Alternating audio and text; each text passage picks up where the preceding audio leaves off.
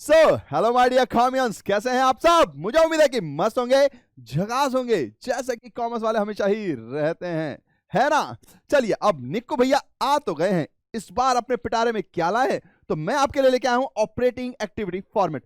देखिए जाहिर सी बात है, कैश फ्लो स्टेटमेंट का एक छोटा सा टॉपिक है, मगर क्योंकि अब हम एमसीक्यू में जाने वाले हैं तो वहां पर हमारे पास कॉन्सेप्ट क्लैरिटी होनी चाहिए। हम सिर्फ फॉर्मेट को देखकर रट कर जाएंगे तो प्रॉब्लम हो जाएगी। इसीलिए मैं आपको समझाने के तरीके से आज ये एक्टिविटी लेके आया हूं, एकदम अलग। इसमें हम सिर्फ और सिर्फ फॉर्मेट करेंगे, पर इस तरीके से करेंगे कि आपको हर बात समझ में आए। कोई चीज क्यों ऐड होती है, provision for tax current year का क्यों ऐड होता है, या फिर जो लेस हो रहा होता है प्रोविजन फॉर टैक्स वो क्यों हो रहा होता है, क्योंकि हम ऑपरेटिंग की बात कर रहे हैं। कौन से नॉन कैश आइटम्स हैं जो ऐड होते हैं, तो उसको पहचानने में आपको आसानी हो जाएगी, क्योंकि क्वेश्चन कहीं से भी कितने भी आ सकते हैं। हमें हर चीज के लिए तैयार रहना है। तो चलिए, आर यू रेडी? हाँ जी बोलिए, और शुरू कर देते हैं। उम्मीद है कि आपने हाँ जी बोल ही दिया होगा, क्योंकि लाइव तो है नहीं है। चलिए तो फिर स्टार्ट करते हैं। तो आज हम ऑपरेटिंग एक्टिविटी का फॉर्मेट देखने वाले हैं। सबसे पहले ये ध्यान देते हैं कि ऑपरेटिंग एक्टिविटी का मतलब क्या हुआ। ऑपरेटिंग एक्टिविटी का सिंपल मतलब जो होता है वो ये होता है कि भैया जी core activity, core activity business की। अब कोर एक्टिविटी का मतलब क्या हुआ भैया जी? कोर एक्टिविटी का मतलब हुआ कि अगर मान लीजिए कोई कारपेंटर है, ठीक है, अगर कोई कारपेंटर है तो फर्नीचर का बिजनेस उसका हुआ कोर एक्टिविटी। अगर कोई बाइक डीलर है, ठीक है, डीलर मतलब शोरूम वाला, ठीक है, ऐसा नहीं वो जो ठीक भी करते हैं या सेकंड हैंड बेचते हैं, या वो भी है, तो उनके लिए बाइक्स का परचेज सेल कोर एक्टिविटी हुआ। ठीक है। अगर कोई मैन्युफैक्चरर है, अगर कोई भी मैन्युफैक्चरर है, तो वो जो भी बनाता है वो चीज उसकी कोर एक्टिविटी हुई। ठीक है, what ever he slash she produce, ठीक है, या जिसका भी प्रोडक्शन करते हैं, बेसिकली पॉइंट ये हो गया। यानी कि इस एक्टिविटी के अंदर आपका आता है सेल, सीओजीएस। अब पॉइंट आएगा मेन, क्या? सीओजीएस के अंदर डायरेक्ट एक्सपेंस आ जाता है, फिर इनडायरेक्ट एक्सपेंस। पर इनडायरेक्ट एक्सपेंस में हमको सिर्फ ऑपरेटिंग एक्सपेंस चाहिए। याद आ रही है कुछ 11th क्लास? क्योंकि यह चीज समझना जरूरी है कि इनडायरेक्ट एक्सपेंस के अंदर 11th क्लास में हमें बताया गया है दो चीजें होती हैं, एक ऑपरेटिंग एक्सपेंस, एक नॉन ऑपरेटिंग एक्सपेंस। फिर आती है इनकम। क्या आती है? इनकम। इनकम में भी सिर्फ ऑपरेटिंग इनकम निकालना है, क्योंकि हम ऑपरेटिंग एक्टिविटी में है तो हमारा लक्ष्य पहले ऑपरेटिंग प्रॉफिट तक पहुंचने का है। यानी कि यहां पर हमें सिर्फ ऑपरेटिंग इनकम ही लेनी है। ठीक है। ऑफ कोर्स सेल्स हमारे लिए प्लस होता है, cost of goods sold sales में से माइनस होता है, देन ग्रॉस प्रॉफिट आता है, फिर उसके बाद इनडायरेक्ट एक्सपेंस में ऑपरेटिंग एक्सपेंस हम माइनस करते हैं, ऑपरेटिंग इनकम हम प्लस करते हैं, तो पहुंच जाते हैं ऑपरेटिंग प्रॉफिट पर। ये एक बार अगर आपको अच्छे से समझ में आ गई बात, तो अभी मैं आपको फॉर्मेट दिखाऊंगा तो हर चीज समझ में आने लगेगी। क्योंकि प्रॉफिट एंड लॉस में, ट्रेडिंग में बहुत सारे आइटम्स के नाम है, तो हर आइटम को हम देखें नहीं, पर एक समझ पैदा कर लेंगे तो क्वेश्चन किसी भी आइटम से पूछेगा, हमको तो बनेगा ना बेड़ू। ठीक है, तो चलिए, ये आपको एक रिवीजन दिया था ताकि आपको एक रिवाइज याद आ जाए कि अच्छा ऑपरेटिंग एक्टिविटी में ये होता है। अगर कोई लैंड का डीलर है, ठीक है, क्या करता है? लैंड में डील करता है, तो लैंड का परचेज सेल उसके लिए कोर एक्टिविटी हो गई। तो वो sales, cost of goods sold, indirect expense, यानी इसके अंदर आ जाएगा। यही चीजें हमको ध्यान रखनी है। कोई कार का डीलर है तो कार की परचेज सेल उसके लिए कोर एक्टिविटी के अंदर आ जाएगी। यही पॉइंट हमें ध्यान रखना है। ठीक है, चलिए अब स्टार्ट करते हैं। तो देखिए, जब इसको थोड़ा सा समझाया है, इसको थोड़ा सा एलोबरेट कर देते हैं, खींच देते हैं, और क्या बात करनी है फिर। देखिए, हमारे पास trading and profit and loss account होता था। अगर आप इसको समझ गए तो बहुत ही आसान दिखेगा आपको। सबसे पहले हमें क्या करना होता है कि हमें पता है कि ऑपरेटिंग एक्टिविटी इकलौती ऐसी एक्टिविटी है जो दो मेथड से बनाई जाती है, डायरेक्ट और इनडायरेक्ट। डायरेक्ट और इनडायरेक्ट दोनों ही इसी चीज पर बेस्ड हैं, दोनों ही इसी चीज पर बेस्ड हैं। मुद्दे की बात यह है कि अगर मैं ऊपर से नीचे तक आऊं, और आपको यहां दिख रहा होगा, कलर रेड कर दे रहा हूं मैं थोड़ा सा, ये रहा ऑपरेटिंग प्रॉफिट या फिर ऑपरेटिंग लॉस आएगा। तो अगर मैं ऊपर से नीचे आऊं तो ये डायरेक्ट मेथड के अंदर आ जाता है। अगर मुझे नेट प्रॉफिट से ऊपर जाना है, नेट प्रॉफिट से ऊपर जाना है, तो ये इनडायरेक्ट मेथड के अंदर आ जाता है। सबसे पहले तो ये पॉइंट क्लियर होना चाहिए कि अगर मैं यहां से यहां तक पहुंचूं, यानी कि ये पूरा प्रोसेस फॉलो करूं, तो वो हो गया डायरेक्ट मेथड। अब इनडायरेक्ट मेथड जो है, इसके बाद का कोई भी फिगर नीचे की ओर दिया होगा तो वो इनडायरेक्ट मेथड कहलाएगी। अभी हम इसके नीचे भी जाएंगे, पहले आपको दो भागों में डिवाइड करके मैंने बता दिया, क्योंकि बहुत सारे लोग सीबीएसई के होंगे, उन्होंने डायरेक्ट मेथड शायद पढ़ी नहीं होगी। तो एक फॉर्मेट है, बहुत ईजी है, कोई ज्यादा घबराने वाली चीज नहीं है। हमने एक मोटा मोटी हिसाब ले लिया कि ये भैया डायरेक्ट मेथड के थ्रू जाते हैं, और अगर नीचे से कोई आइटम दिया है और मुझे पहुंचना तो यहीं पर है ना। राहगीर किसी भी राह से चले, अगर मंजिल सेम है तो जहां मंजिल है वहीं पर ही तो वो पहुंचेंगे, भले उनके अनुभव अलग अलग होंगे। तो वैसे ही इसमें हमारा अनुभव थोड़ा अलग अलग होगा, यानी प्लस माइनस करने की चीज थोड़ी अलग होगी, पर पहुंचेंगे तो हम यहीं पर ही, क्योंकि हमें ऑपरेटिंग प्रॉफिट या ऑपरेटिंग लॉस यहां पर ही पहुंचना है। ठीक है, अब स्टार्ट करते हैं डायरेक्ट मेथड से समझने के लिए कि अगर आपको कभी कोई क्वेश्चन ऊपर से नीचे लाए तो क्या करना है। भाई 11th क्लास, अगर सेल्स गिवन है भैया, सेल्स रिटर्न गिवन है, तो दोनों को माइनस करना है। सेल्स यहां पर, सेल्स रिटर्न यहां पर, दोनों को माइनस करके बाहर, फिर क्लोजिंग स्टॉक लिखना है, यहां पर आ गया। टोटलिंग करनी है इधर पर, opening stock, purchase, purchase minus purchase return, फिर डायरेक्ट एक्सपेंस जितने भी होंगे हमारे पास, wages, carriage inward, freight inward, जो भी हमारे डायरेक्ट एक्सपेंस थे वो सारे यहां पर आ जाएंगे। अगर ये वाली साइड बड़ी है, ये वाली साइड छोटी है, तो हमें मिल जाता था ग्रॉस प्रॉफिट, यहां तक हम आ गए। फिर ग्रॉस प्रॉफिट कैरीड फॉरवर्ड से ब्रॉड फॉरवर्ड होता था, या कैरी डाउन से ब्रॉड डाउन कह लीजिए। ठीक है, फिर इसमें ऑपरेटिंग इनकम आते थे। ऑपरेटिंग इनकम यानी कि जो आपकी एक्टिविटी से रिलेटेड है। तो ऑपरेटिंग इनकम में हमारे पास एक एग्जांपल है कमीशन रिसीव्ड, डिस्काउंट रिसीव्ड भी एक एग्जांपल है, जो कि इसी के अंदर आ जाता है। ठीक है, तो ये हमारी ऑपरेटिंग इनकम हो गई। फिर हमारी ऑपरेटिंग एक्सपेंस है, इसके अंदर printing, stationery, salary, carriage outwards, ये सारी चीजें इसके अंदर आ जाती हैं। ठीक है, अब जो भी नॉर्मल हमारे एक्सपेंसेस थे वो सब यहां आ जाते थे। फिर हम क्या करेंगे, ग्रॉस प्रॉफिट यहां है, दोनों का टोटल कर देंगे भैया जी, फिर इस एक्सपेंस को माइनस कर देंगे। तो अगर पॉजिटिव आया तो ग्रॉस प्रॉफिट, नेगेटिव आया यानी एक्सपेंस ज्यादा है तो ग्रॉस लॉस। ये हमारा डायरेक्ट मेथड के थ्रू ऑपरेटिंग एक्टिविटी तक पहुंचने का जरिया था। फिर उसके बाद आगे क्या होता है, आगे भैया जी अब इमेजिन कीजिए रियल लाइफ कैसी होती होगी। रियल लाइफ में हमने 11th में सीखा है कि नेट प्रॉफिट जाता है कैपिटल अकाउंट में। क्या होता है, नेट प्रॉफिट जाता है कैपिटल अकाउंट में। अब 11th में तो हमारा यही काम होता था, है ना, कभी कभार रिजर्व का केस बनता था, नहीं तो नेट प्रॉफिट को हम कैपिटल में ऐड कर देते थे। पर अब 12th में अभी तक तो आप समझ चुके हैं कि भैया वो जो नेट प्रॉफिट आता है ना, उसी नेट प्रॉफिट में बहुत सारे हिस्से डिवाइड होते हैं, उसी नेट प्रॉफिट के ऊपर टैक्स लगता है, उसी नेट प्रॉफिट में एक्स्ट्राऑर्डिनरी आइटम्स, गेन या एक्सपेंसेस लिए जाते हैं, उसी नेट प्रॉफिट से डिविडेंड बढ़ता है, डिविडेंड भी दो, इंटरिम और फाइनल डिविडेंड, उसी नेट प्रॉफिट से रिजर्व भी जाता है। तो चलिए उसको निकालते हैं। तो देखिए यहां पर फिर आएगा आपके नॉन ऑपरेटिंग एक्सपेंस, वो कौन से होते हैं भैया, तो loss on sale of assets बोल दीजिए, इंटरेस्ट ऑन लोन बोल दीजिए, इंटरेस्ट ऑन कैपिटल, ये सारे आपके नॉन ऑपरेटिंग के अंदर काउंट किए जाते हैं। ऐसे ही नॉन ऑपरेटिंग इनकम होती है, जैसे इंटरेस्ट ऑन इन्वेस्टमेंट हो गया, profit in sale of, on sale of, in नहीं होगा ये, on profit on sale of fixed assets, ये सारे आपके नॉन ऑपरेटिंग इनकम्स होते हैं। तो फिर हम क्या करेंगे, नॉन ऑपरेटिंग इनकम को ऐड करेंगे, नॉन ऑपरेटिंग एक्सपेंस को माइनस करेंगे, तो हमें मिलेगा नेट प्रॉफिट। बचपन में हमने पढ़ा हुआ है कि यही ट्रांसफर होता है कैपिटल अकाउंट में। ठीक है, पर अब हम देखेंगे कि 12th क्लास में जो हमने सीखा क्या, कि भैया ये जो नेट प्रॉफिट आता है ना, ये आ गया net profit before extraordinary items and tax. तो अब इसमें एक्स्ट्राऑर्डिनरी आइटम्स को लिया जाता है। तो अगर मान लीजिए आपको लॉस हो गया तो लेस, और अगर आपको फायदा हो गया तो प्लस। याद रखिएगा, लॉस हो गया एक्स्ट्राऑर्डिनरी मतलब कोई भी abnormal आइटम्स की वजह से तो लेस, और अगर फायदा हो गया तो प्लस, ध्यान रखना है। देन उसके बाद आ जाता है profit before tax, profit before tax, फिर लग जाता है टैक्स। अब ये जो टैक्स है ना बॉस, ये जो टैक्स है ये करंट ईयर का होगा ना। किसका टैक्स होता है, करंट ईयर का टैक्स होता है। कैसे पता, क्योंकि भैया जो भी आपको नेट प्रॉफिट दिया हुआ है वो करंट ईयर के बेस पे दिया होता है, प्रीवियस ईयर का प्रीवियस ईयर में होगा। अब करंट ईयर में जब मैं रहूंगा तो जो करंट ईयर का प्रोविजन फॉर टैक्स है वो क्या है, ये है कि भाई मेरा प्रॉफिट ऐसा ऐसा आएगा तो मेरा प्रोविजन में टैक्स का बना के रख लेता हूं।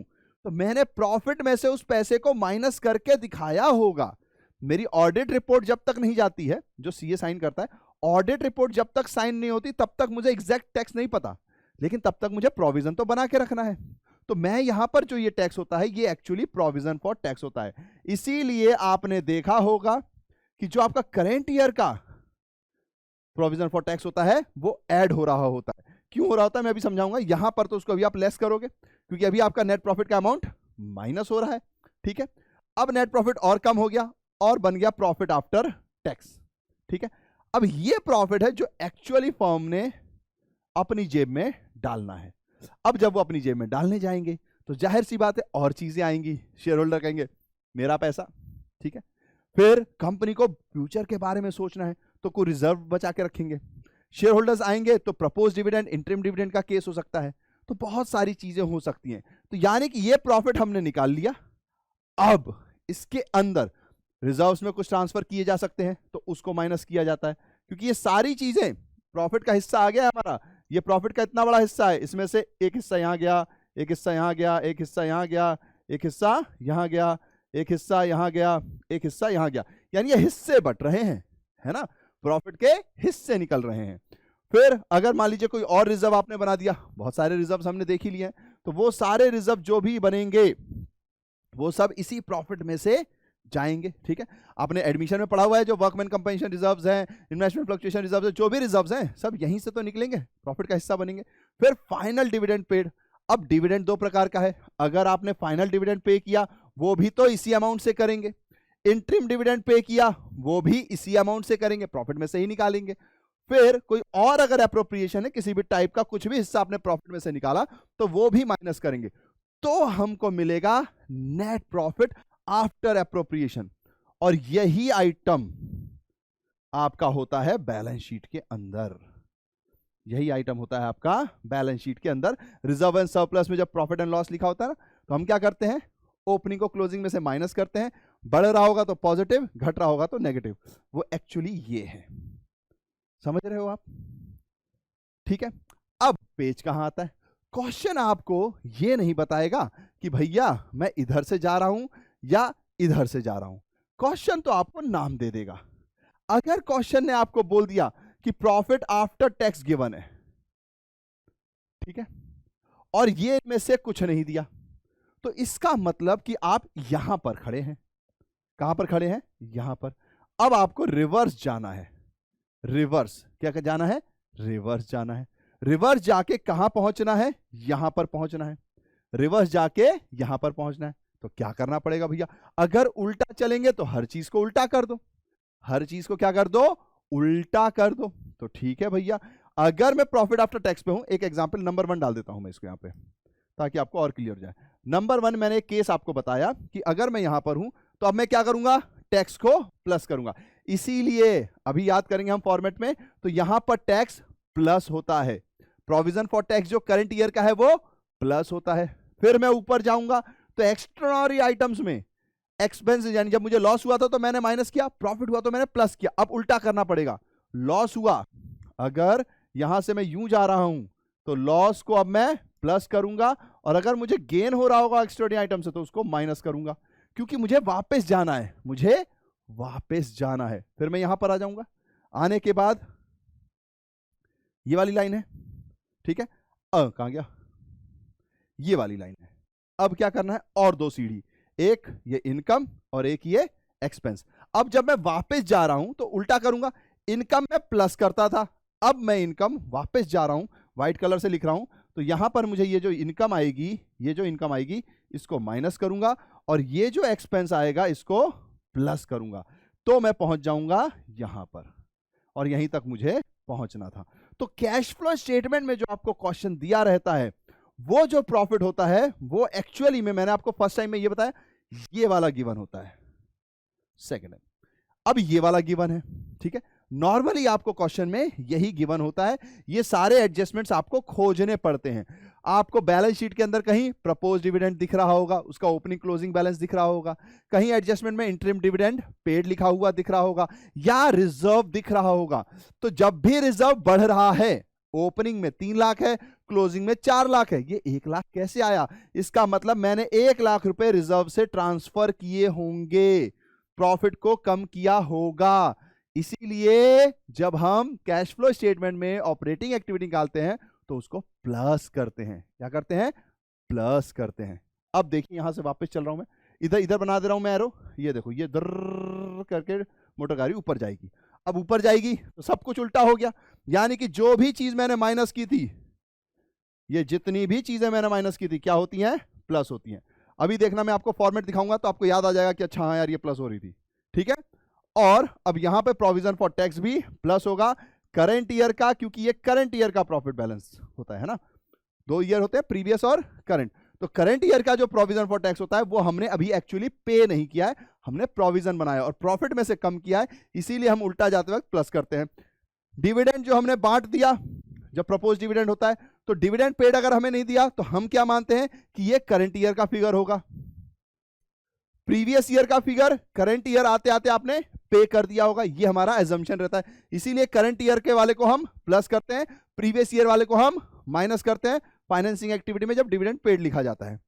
ठीक है, ऐसे ही रिजर्व्स में भी आप जो भी फ्लक्चुएशन देख रहे हो, अगर वो पॉजिटिव फ्लक्चुएशन है तो जाहिर सी बात है कि आपने यहां से माइनस किया होगा तो ये सब प्लस हो जाते हैं, ये सारे प्लस हो जाते हैं। इसीलिए हम बैलेंस शीट में रिजर्व्स ये सब देखते रहते हैं, जो भी दिखा जोड़ते चलो। फिर हम पहुंच गए कहां पर? प्रॉफिट आफ्टर टैक्स में। फिर प्रोविजन फॉर टैक्स का करंट ईयर है तो प्लस कर दिया। फिर हम ऊपर जाएंगे, यहां पर जो हमारे लॉसेस हैं प्लस होंगे, गेन हमारे माइनस होंगे। क्यों? क्योंकि भैया हम उल्टा जा रहे हैं। ठीक है, उल्टा जा रहे हैं तो जाहिर सी बात है अपोजिट हो जाएगा फिगर। अब हम फिर कहां पहुंच जाएंगे? यहां पहुंचेंगे, फिर उल्टा। तो ऑपरेटिंग हमारे पास जो नॉन ऑपरेटिंग इनकम से वो माइनस होंगे और ये हमारे प्लस होंगे, तो हम पहुंच जाएंगे ऑपरेटिंग प्रॉफिट में। पर यहीं पर ऑपरेटिंग एक्टिविटी खत्म नहीं होती, फिर वर्किंग कैपिटल चेंज निकालना पड़ता है, फिर उसके बाद इनकम टैक्स पेड वाला माइनस करना पड़ता है, फिर वापस से ये एक्स्ट्राऑर्डिनरी आइटम्स का भी एडजस्टमेंट होता है। तो अब हम चलते हैं प्रॉपर फॉर्मेट में। मैंने आपको ये समझा दिया, अगर आपने इसको अच्छे से समझ लिया, ये बातों को ध्यान रख लिया, तो यकीन मानिए फॉर्मेट एकदम हलवा लगेगा। ठीक है, बार बार आता है ना डाउट कि यार ये प्लस क्यों हो रहा है, ये माइनस क्यों हो रहा है, अरे यार ये क्यों प्लस नहीं हो रहा, ये क्यों माइनस नहीं हो रहा। वो यही वजह है कि आपकी पिक्चर अभी शायद ये वाली चीज क्लियर नहीं है।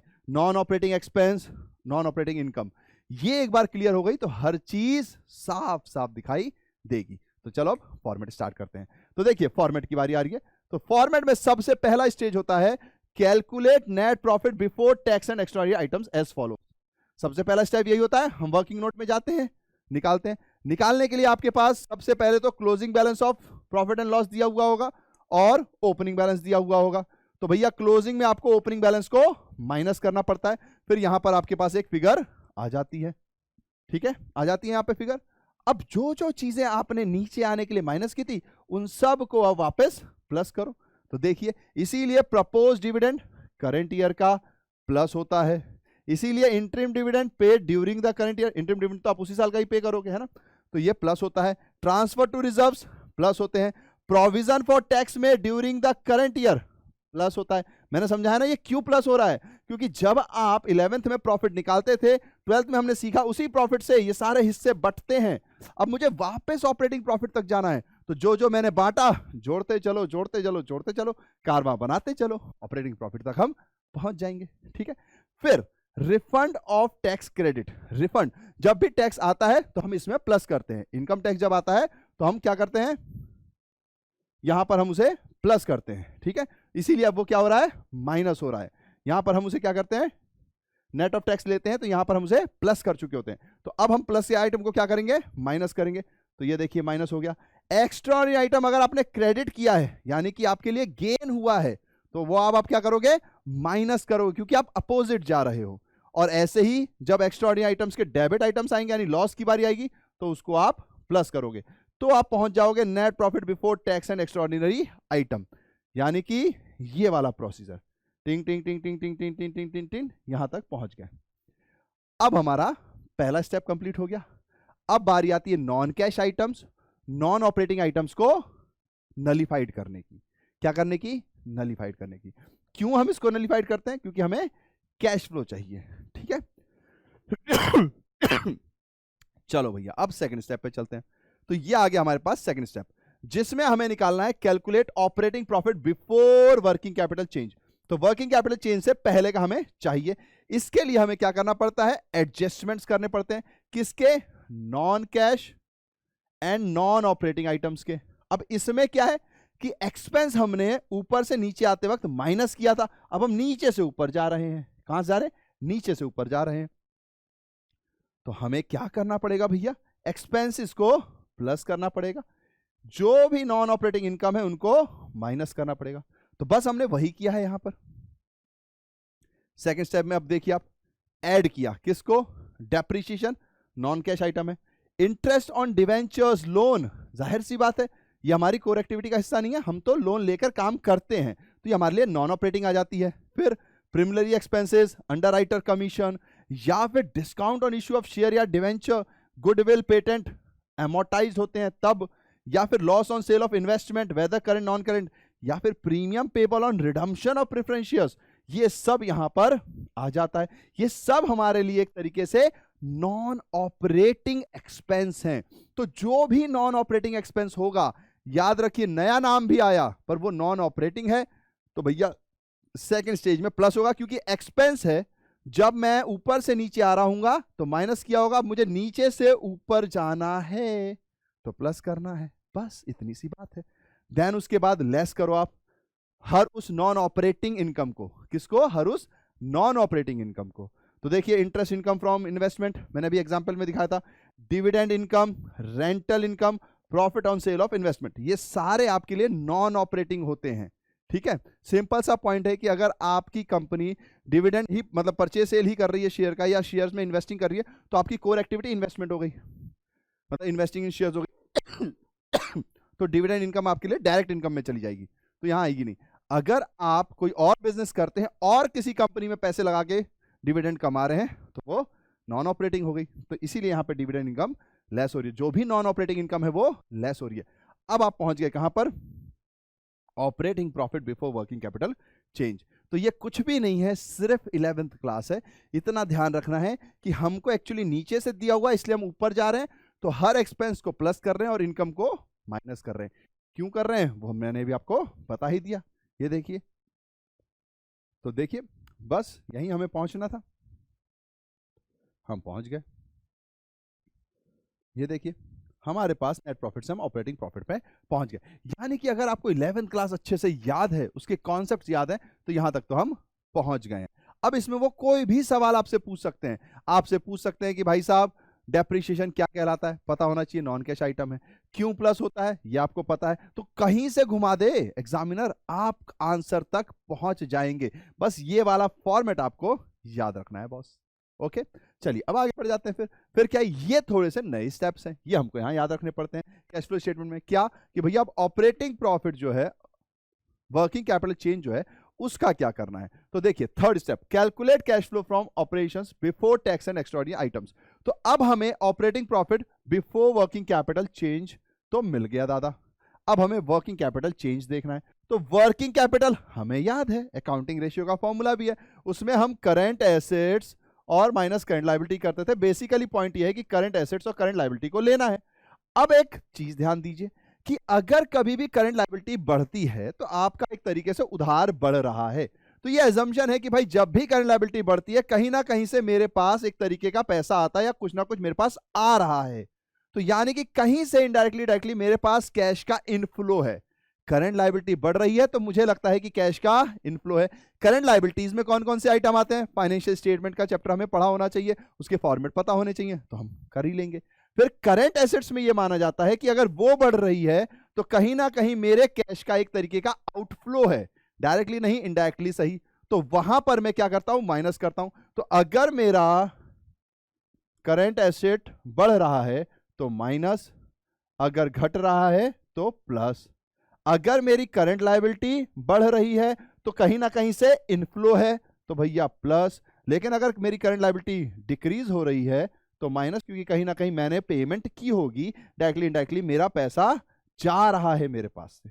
बस ये वर्किंग कैपिटल है। तो देखिए यहां पर यही पॉइंट है, decrease in current assets add होगा, देख लीजिए decrease in current assets add है और increase in current liability add है, ये रहा। अब दो बातें ध्यान देनी है कि भैया करंट एसेट्स में cash and cash equivalent fourth step में आता है, यानी कि लास्ट में हम मैच कराते हैं तो यहां पर नहीं आएगा। दूसरी चीज भैया कि यहां पर बैंक ओवरड्राफ्ट और कैश क्रेडिट भी नहीं आता, ये फाइनेंसिंग एक्टिविटी में जाता है। किस में जाता है? फाइनेंसिंग एक्टिविटी में। बस ये आपको थोड़ा सा याद रखना पड़ेगा, एक नोट की तरह है, ठीक है। बस फिर खत्म। लेस क्या होगा? तो करंट एसेट्स बढ़ेगा तो लेस होगा, या करंट लायबिलिटी डिक्रीज होगी तो लेस होगी। उसमें बात वही है कि कैश एंड कैश इक्विवेलेंट्स नहीं लेने, इसमें बैंक ओवरड्राफ्ट और कैश क्रेडिट नहीं लेना, ये हम फाइनेंसिंग का पार्ट मानते हैं, ठीक है। बस खत्म। अब आपके पास आ गया कैश जनरेटेड फ्रॉम ऑपरेशंस। अब बारी है वो एडजस्टमेंट की जिसको हमने नलिफाइड करके इफेक्ट खत्म कर दिया था, जो हमारे क्या थे? टैक्स और एक्स्ट्रा ऑर्डिनरी आइटम्स। तो अब उसको देख लीजिए। तो देखिए, calculate cash generated from operations after tax but before extra ordinary items. अब हम यहां क्या करेंगे? क्योंकि एक्स्ट्रा ऑर्डिनरी आइटम्स का हमें इफेक्ट लेना है। अगर एक्स्ट्रा ऑर्डिनरी आइटम्स का हमें इफेक्ट लेना है तो जो भी डायरेक्ट एक्टिविटी से रिलेटेड है वो एक्स्ट्रा ऑर्डिनरी आइटम्स हमारे लिए क्या हो जाएगा? वो हमारे लिए गेन है तो प्लस होगा, लॉस है तो माइनस होगा। ये बात ध्यान रखिएगा कि गेन है तो प्लस होगा। अब हमें क्योंकि सही सही करना है, ठीक है। तो देखिए कहां गया, एक मिनट। अच्छा, उससे पहले अपन टैक्स ही निकाल लेते हैं, आफ्टर टैक्स निकाल रहे हैं, सॉरी, पहले आफ्टर टैक्स निकाल रहे हैं but before extraordinary item change, यानी कि पहले टैक्स की कैलकुलेशन कर लेते हैं फिर एक्स्ट्राऑर्डिनरी आइटम की चेंज कर लेते हैं। समझा तो मैंने आपको दिया ही है। तो आफ्टर टैक्स का मतलब है कि अब हमें टैक्स पे करना है। तो टैक्स पे जब हम करते हैं तो ये एजम्पशन रहता है कि भाई इस साल अगर मैं टैक्स पे कर रहा हूं तो इस साल अभी का टैक्स नहीं पे कर रहा हूंगा, 31 मार्च को मैंने पिछले का टैक्स पे किया होगा। 31 मार्च के बाद टैक्स पेमेंट होती है, टैक्स की डेट बाद की है। पहले मैं प्रोविजन बनाता हूं, फिर मेरे ऑडिटर साहब आएंगे, चेक करेंगे, एक्चुअल कैलकुलेशन करेंगे, फिर मैं टैक्स पे करूंगा। तो करंट ईयर का टैक्स पे नहीं हुआ है, अभी मैंने प्रॉफिट से माइनस किया था, इसीलिए हमने प्रॉफिट में ऐड किया है स्टार्टिंग में। लेकिन जो प्रीवियस ईयर मैंने प्रोविजन समझ के रखा हुआ था वो इस साल पक्का पे कर दिया होगा, ये असम्पशन है। नहीं भी किया हो सकता है, नॉर्मल तो करना ही पड़ेगा वरना लायबिलिटी लग जाती है, लेकिन कई बार ईयर्स इधर उधर हो जाते हैं। तो बेसिकली पॉइंट ये है, एजम्पशंस ये है कि प्रोविजन फॉर टैक्स जो प्रीवियस ईयर का था वो अब हमने पे कर दिया होगा। तो इसीलिए यहां पर इनकम टैक्स जो है किसका? प्रीवियस ईयर का माइनस किया जाता है, ठीक है, और वो हमें बैलेंस शीट में मिल जाता है। और अगर मान लीजिए कोई एडवांस टैक्स है तो वो भी माइनस किया जाएगा, लेकिन रिफंड ऑफ टैक्स को एक्सक्लूड कर दिया जाएगा। जाहिर सी बात है, रिफंड ऑफ टैक्स का हमने वहां एडजस्टमेंट लिया तो यहां पर वो नेट ऑफ टैक्स ही लिया जाता है, ठीक है। नाउ अब आगे हम cash flow before extraordinary item पे, टैक्स वैक्स की भी कैलकुलेशन हो गई। तो अल्टीमेटली अगर आप देखेंगे ना, थोड़ा सा ध्यान लगाएंगे तो हम पहुंचते यहां पर ही हैं। कहां गया? ये सारा हो गया ना, यहां पर पहुंचते हम यहीं पर ही हैं ऑपरेटिंग एक्टिविटी में। बस थोड़ा सा करने का तरीका अलग है कि पहले हम इधर से गए, इधर से जाकर ऑपरेटिंग एक्टिविटी तक पहुंचे, ऑपरेटिंग एक्टिविटी तक पहुंच गए, फिर इनके इफेक्ट्स को नलिफाइड किया है हमने, फिर उसके बाद जो भी हमारा प्रॉफिट आएगा ऑपरेटिंग प्रॉफिट के हिसाब से, बस पॉइंट क्या है, नेट प्रॉफिट के नहीं, ऑपरेटिंग प्रॉफिट के हिसाब से, फिर वही है टैक्स की कैलकुलेशन, एक्स्ट्राऑर्डिनरी आइटम्स की कैलकुलेशन। तो हम पहुंच तो ऑब्वियस यहीं गए, है ना, net profit after tax and after extraordinary items. तो देखिए यहां पर, तो ये आ गया हमारे पास एक्स्ट्राऑर्डिनरी आइटम्स, जिसको मैंने समझाता आपको दिया ही था कि अब हम जो सही होता है उसको करते हैं। तो जो भी एक्स्ट्राऑर्डिनरी आइटम्स के क्रेडिट है, यानी कि जब भी आपको पैसा रिसीव हुआ है तो वो ऐड होगा, जब भी आपका पैसा गया है एक्स्ट्राऑर्डिनरी आइटम्स की वजह से तो वो माइनस हो जाएगा। अगर आंसर पॉजिटिव आया तो नेट कैश फ्लो है, अगर आंसर पॉजिटिव नहीं आया तो नेट कैश आउटफ्लो है, ठीक है, सिंपल सी बात है। या net cash used word use करते हैं। तो ये हमारा फॉर्मेट होता है ऑपरेटिंग एक्टिविटी का, जब भी हम इनडायरेक्ट मेथड से सॉल्व करते हैं। डायरेक्ट मेथड से होगा तो भी कोई दिक्कत नहीं, ऑपरेटिंग प्रॉफिट तक हमें पहुंचना है, बेसिक पॉइंट ये है। उसके बाद की चीजें सब में सेम है, इसमें बस रिवर्स कैलकुलेशन होती है। इसीलिए हम प्रॉफिट एंड लॉस में जनरल रिजर्व का जो चेंज आता है उसको प्लस करते हैं, अगर बढ़ रहा है तो प्रपोज डिविडेंड जो फाइनल ईयर का होता है उसको प्लस करते हैं, प्रोविजन फॉर टैक्स जो फाइनल ईयर का होता है उसको प्लस करते हैं, कोई और रिजर्व अगर हमने बनाया है वो बढ़ रहा है तो उसको भी प्लस करते हैं। क्यों? क्योंकि हमने भैया उस साल प्रॉफिट में निकालने के लिए इन सब चीजों को माइनस किया हुआ है और इसके इफेक्ट को नलिफाइड करना पड़ता है, क्योंकि हम ऑपरेटिंग एक्टिविटी में तो हमें ऑपरेटिंग प्रॉफिट के बेस पर चलना पड़ता है, ठीक है। बस इतनी सी बात है। अब करते हैं कुछ क्वेश्चन सॉल्व, ठीक है। काफी सिंपल टॉपिक है ये, बस वो फॉर्मेट याद रखेंगे तो यहां पे कभी भी कोई प्रॉब्लम नहीं आएगी। और चेकिंग के लिए 2 सवाल हैं आपके पास, तो देखते हैं कौन इसको सॉल्व करता है, ठीक है। चलिए, सबसे पहला क्वेश्चन, ऑपरेटिंग एक्टिविटी इंक्लूड्स। सोच के बताइएगा आराम से आंसर, क्योंकि जाहिर सी बात है मैं चेक तो कर नहीं सकता, तो अपने दिल पे हाथ रख के सही होगा तो सही बात है, नहीं होगा तो क्यों नहीं है उसको भी समझिएगा। हमसे बोला गया है कि ऑपरेटिंग एक्टिविटी में इंक्लूड होता है क्या? Sale of scrap, royalty, commission received या ऑल दी अबव। तो सबसे पहले तो क्वेश्चन में ये देखेंगे कि क्या ये ऑपरेटिंग एक्टिविटी है। तो ऑपरेटिंग एक्टिविटी के अंदर तो ये आता है, क्योंकि चाहे कैसा भी हो केस, नीचे से ऊपर जाना हो या ऊपर से नीचे जाना हो, डायरेक्ट मेथड हो या इनडायरेक्ट मेथड हो, ऑपरेटिंग एक्टिविटी तक तो हम पहुंच सकते हैं। मैंने दोनों मेथड्स आपको बता दी हैं।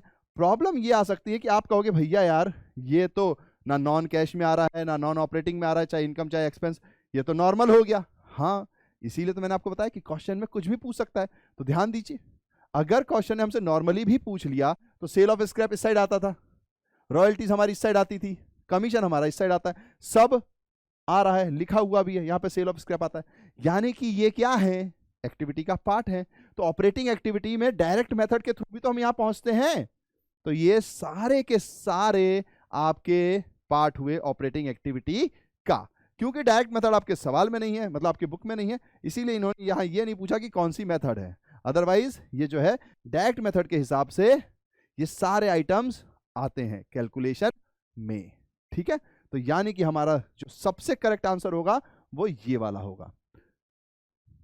ठीक है, और ये भी याद रखिएगा एमसीक्यू में जो सबसे बेस्ट आंसर होगा, सबसे सही ज्यादा आंसर होगा, वो चूज किया जाएगा। तो बस बहुत ही सिंपल है। अगर आप सबने समझ भी लिया था और जो मैंने समझाया उसी तरीके से समझ के आंसर दिया है तो वेरी गुड फ्रॉम द निक्कू भैया। ठीक है, और नहीं समझे तो अब आप समझ गए होंगे। अगला क्वेश्चन देखिए, Which one is the example of cash flow from operating activity? इनमें से कौन सा एग्जाम्पल है जो ऑपरेटिंग एक्टिविटी से रिलेटेड है? तो अब ध्यान दीजिएगा, land and building sale for real estate business, पहला। Land and building purchase for real estate business, तीसरा कमीशन रिसीव्ड, चौथा ऑल दी अबव। अब बताइए इसमें से आंसर क्या होगा? थोड़ा सा सोच लीजिए, मैं तो अभी आंसर आपको बताने ही वाला हूं। अगर आपने आंसर बोला है कमीशन रिसीव्ड तो मुझे मजबूरन कहना पड़ेगा कि आपका आंसर गलत है। क्यों? अगर आपने सही आंसर चूज किया होगा तो फिर तो ठीक है, मैं समझा रहा हूं, फिर सही आंसर आपको बताता हूं। ध्यान से देखिएगा, land and building sale for real estate business, real estate business है, उनका काम ही होता है लैंड एंड बिल्डिंग का सेल परचेज, जमीन खरीदते हैं, बिल्डिंग बनाते हैं, बेचते खरीदते रहते हैं, तो ये तो उनकी कोर एक्टिविटी हो गई, तो ऑपरेटिंग का पार्ट हो गया ये तो। फिर परचेज, अब सेल नहीं तो परचेज, परचेज और सेल दोनों ही हो रहे हैं ना, खरीद फरोख्त, तो ये दोनों ही ऑपरेटिंग एक्टिविटी का पार्ट हो गए, ये उनकी कोर एक्टिविटी है। और कमीशन रिसीव्ड तो अभी हमने सेकंड में भी देखा था, यानी कि ये तीनों ही ऑपरेटिंग एक्टिविटी का पार्ट हैं। यहां पर ये लिखा हुआ रियल एस्टेट बिजनेस, अगर लेट सपोज यहां रियल एस्टेट बिजनेस नहीं लिखा होता और sale of land and building, purchase of land and building और फिर ऑल दी अबव लिखा होता तो हमारा करेक्ट आंसर कमीशन रिसीव्ड होता। बट यहां पर एक वर्ड ने आपका काम खत्म कर दिया। मुझे उम्मीद है कि मोस्टली लोगों ने आंसर सही दिया होगा, नहीं दिया तो यही छोटी छोटी मगर मोटी बातें हमको ध्यान देनी है। जैसे ही मैंने ऑपरेटिंग एक्टिविटी के बारे में बताया था तो मैंने आपको बताया था कोर एक्टिविटी, कारपेंटर के लिए फर्नीचर उसकी कोर एक्टिविटी है, तो फर्नीचर का बिजनेस हो गया। या फिर मान लीजिए कोई भी लैंड एंड बिल्डिंग में डील कर रहा है तो वो उसकी कोर एक्टिविटी है, तो वो ऑपरेटिंग का पार्ट होगी ही होगी। ऑपरेटिंग एक्टिविटी यानी कि आपकी कोर एक्टिविटी। कोई भी मैन्युफैक्चरर है तो जो भी चीज का वो प्रोडक्शन कर रहा है, जो भी प्रोड्यूस कर रहा है, वो सब उसकी कोर एक्टिविटी का हिस्सा है। ठीक है, और जिन लोगों ने आंसर सही दिया है तो जो करेक्ट आंसर है वो ये है, तो वो सब मेरी ओर से अपनी पीठ को यूं टिक टिंग टिक टिंग कर सकते हैं। ठीक है, तो चलिए यहां पर हमने ये टॉपिक को भी खत्म किया। ऐसे ही हम धीरे धीरे छोटे छोटे टॉपिक लाएंगे, उससे रिलेटेड क्वेश्चंस लाएंगे ताकि आपका दिमाग ओपन हो सके एमसीक्यू के लिए। फिर लास्ट में जो हमें कहना होता है, क्या कहना होता है? Thank you for loving us, for being with us. आपको जो भी प्रॉब्लम है, जो भी ऐसे छोटे टॉपिक्स हैं जो आपको लग रहे हैं कि भैया समझ में नहीं आते, इनसे रिलेटेड कुछ एमसीक्यू कराइए, कमेंट सेक्शन ओपन है, उसमें लिखिए, मैं आपको आंसर पक्का दूंगा। और अगर कोई डाउट है तो भी लिखिए, कोई सजेशन है तो भी लिखिए। ठीक है, चलिए, और फिर एक मोटो है निक्कू भैया का, और मैं चाहूंगा कि आप भी इससे जुड़े, have smiles spread smiles, because smile is the biggest gift you can give to anybody. और हम सब कहते हैं कि यार पॉजिटिव वाइब नहीं आ रही, दुनिया में कलयुग छा रहा है, तो लेट्स डू इट कि हम कोशिश करें कि हम जिससे भी मिले मुस्कुरा कर मिले, उसके मुस्कुराने की वजह बने। इसलिए have smiles, spread smiles, and last में टाटा बाय बाय।